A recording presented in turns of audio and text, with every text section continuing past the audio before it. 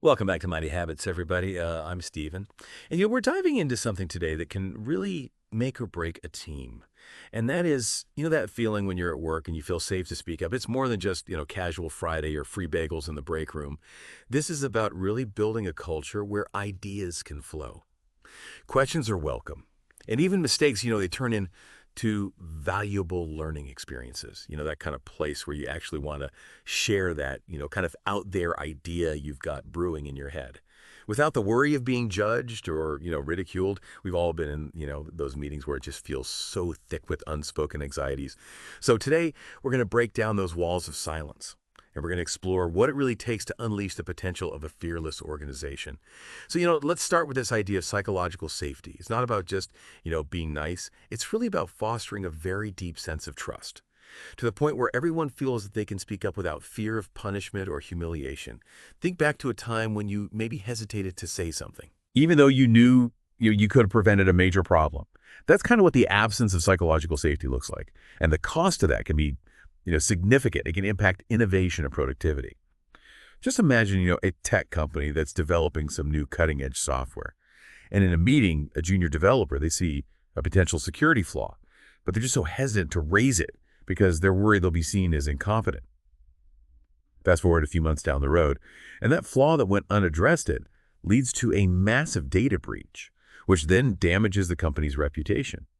And ultimately, their bottom line. This is a perfect example of how a culture where people are afraid to speak up can have very real consequences. But now let's flip the script. Imagine that same company, but this time they have a strong foundation of psychological safety. That junior developer in this scenario feels empowered to say, hey, I'm seeing something. They know that they'll be heard and they'll be respected. The team then addresses that flaw. They prevent this costly crisis, and they might even end up saving the company millions of dollars. These examples really highlight how psychological safety isn't just about creating a feel-good kind of atmosphere. It's a critical driver of organizational success. When people feel safe and they feel like they can contribute their ideas and perspectives, teams can really tap into their collective intelligence. This leads to better decisions, more innovative solutions, and a greater sense of ownership and accountability across the board. But here's the thing. Creating this kind of environment, it doesn't happen by accident.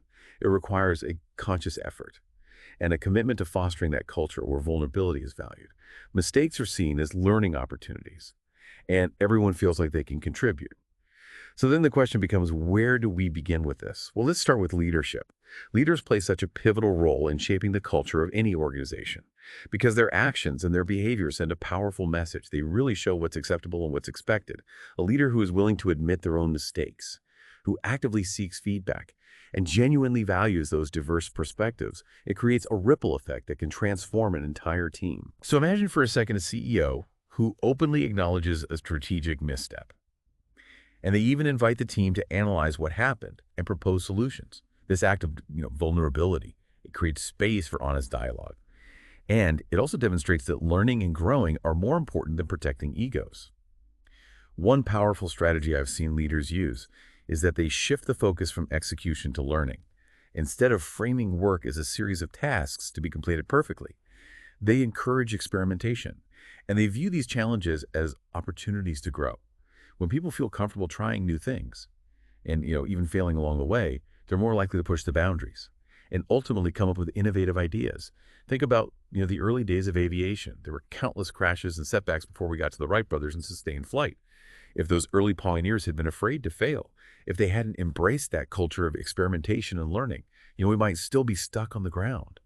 Another key element in all of this is actively soliciting input from all team members, especially those who may be hesitant to speak up. This means creating opportunities for everyone to share their thoughts and perspectives, whether that's through structured brainstorming sessions or even just anonymous feedback mechanisms, or even just taking the time to have one-on-one conversations where people feel comfortable voicing their opinions.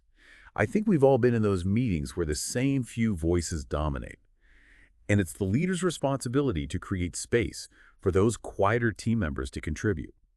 This might involve directly asking for their input, or using techniques like round-robin sharing, where everybody gets a turn, or even just creating smaller groups to encourage those more intimate discussions.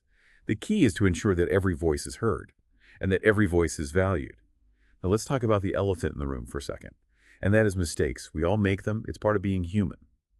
But in a psychologically safe environment, mistakes aren't seen as career-ending blunders. Instead, they're viewed as valuable learning opportunities. Leaders, instead of reacting with blame and punishment, they should respond with curiosity, asking questions like, what happened? What can we learn from this? How can we prevent this from happening again? And this approach shifts the focus away from assigning blame and more towards understanding the root cause of an issue and then finding ways to improve. Let's picture a hospital for a second. A nurse accidentally administers the wrong medication.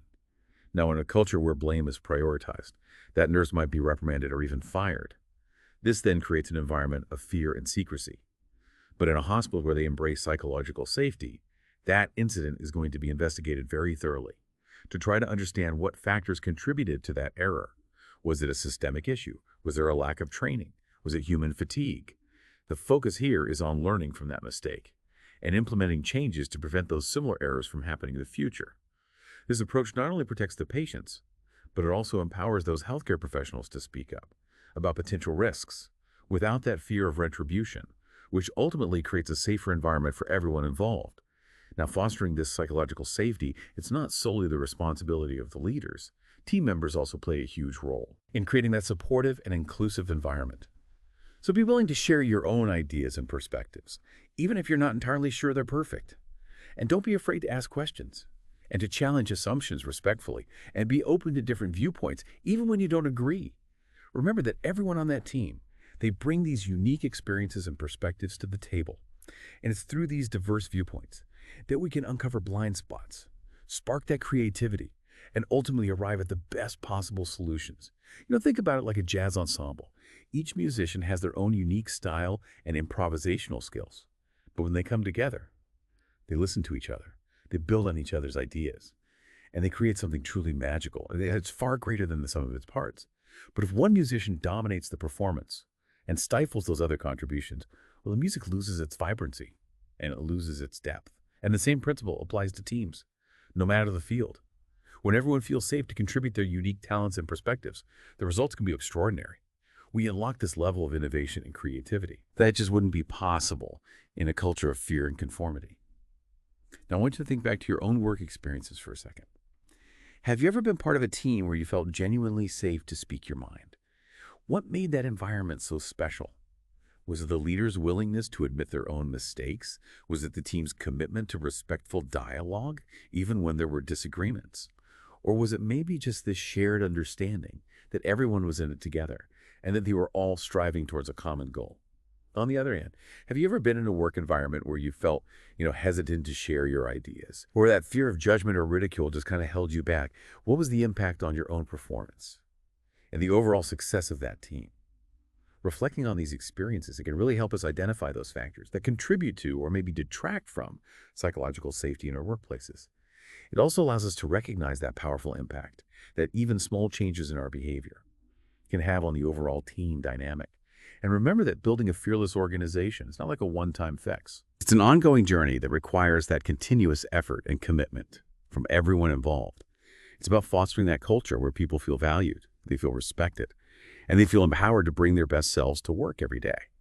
And it's about recognizing that the most successful teams are the ones that embrace that diversity of thought, that encourage open communication, and that view mistakes as opportunities for learning and growth. Creating this kind of environment, it doesn't happen overnight. It requires us to be mindful of our words and actions, to challenge our own assumptions, and to continuously seek out ways to create a more inclusive and supportive workplace for ourselves and for those around us. Now, some of you might be thinking, this all sounds great in theory, but what about those times when conflict is just inevitable? How can we disagree respectfully without undermining that psychological safety? That's a fantastic question, and it's one that we're going to explore in the next part of this deep dive. We'll discuss some strategies for navigating those disagreements productively, fostering that healthy debate, and ensuring that even in those heated discussions, everyone feels heard, respected, and valued. So how do we handle those disagreements, in a way that actually strengthens psychological safety instead of weakening it? Well, I think the key is to shift our mindset, Instead of trying to win an argument, we should be trying to find the best solution together. And this means really listening to the other person, to try to understand their perspective, even if we don't necessarily agree with them. It also means asking those clarifying questions just to make sure we're all on the same page and, acknowledging that their points are valid. And I think most importantly, it means focusing on that shared goal and not letting our egos get in the way. Imagine a product design team.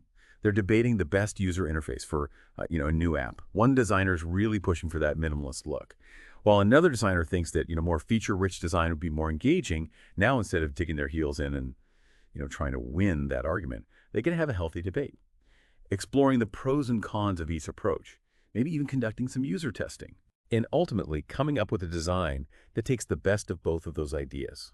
This type of collaborative approach, it not only leads to a better product, but it also strengthens the team and fosters that mutual respect that we've been talking about, creating this culture of psychological safety. It's not like a one and done kind of thing. It's an ongoing process. It takes continuous effort and self-awareness and being willing to challenge our own assumptions and biases. But I truly believe the rewards are worth it.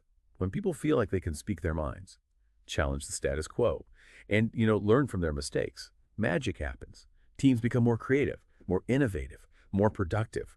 Organizations become more adaptable, more resilient, and ultimately more successful. And individuals thrive in that kind of environment. They know their contributions are valued and that they can truly be themselves at work.